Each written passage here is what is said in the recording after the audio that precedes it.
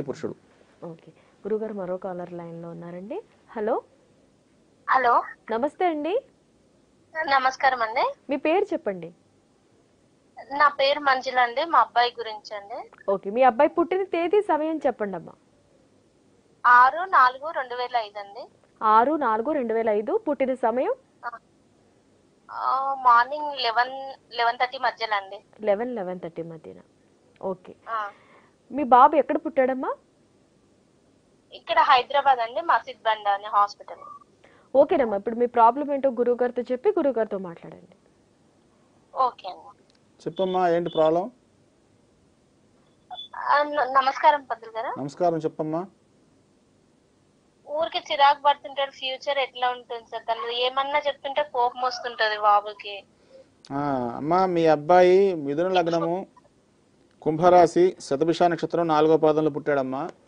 మరి ప్రస్తుతం మీ అబ్బాయికి ఏలినాడు శని నడుస్తుంది, సాడేసటి అంటాము. జన్మశని, జన్మరాశిలో సంచరిస్తున్నాడు శని. దానివల్ల అబ్బాయిలో ఏంటంటే ఓపిక సడలిపోతుంటుంది, అంటే ఓపిక ఉండదు. ఎందుకంటే ఇది 2023 నుంచి స్టార్ట్ అయింది ఇది.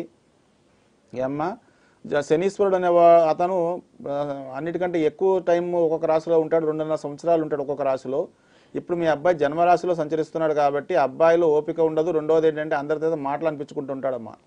సో మీ అబ్బాయి మనసులో మార్పు రావడానికి, అతనిలో గ్రోత్ రావడానికి, ప్రస్తుతం 18 సంవత్సరాలు కాబట్టి అతనిలో ఇంప్రూవ్మెంట్ రావడానికి ఏం చేయాలంటే, ప్రతి నెల షష్ఠి రోజున శివుడికి మీ బాబు పేరు చెప్పి పంచదార కలిపిన ఆవు పాలతో అభిషేకం చేయించండి అమ్మా. అది కాకుండా కొద్దిగా రోజ్ వాటర్ కూడా గులాబీ జలం చేయడం వల్ల మీ అబ్బాయి మనసు కొంత మారుతుంది.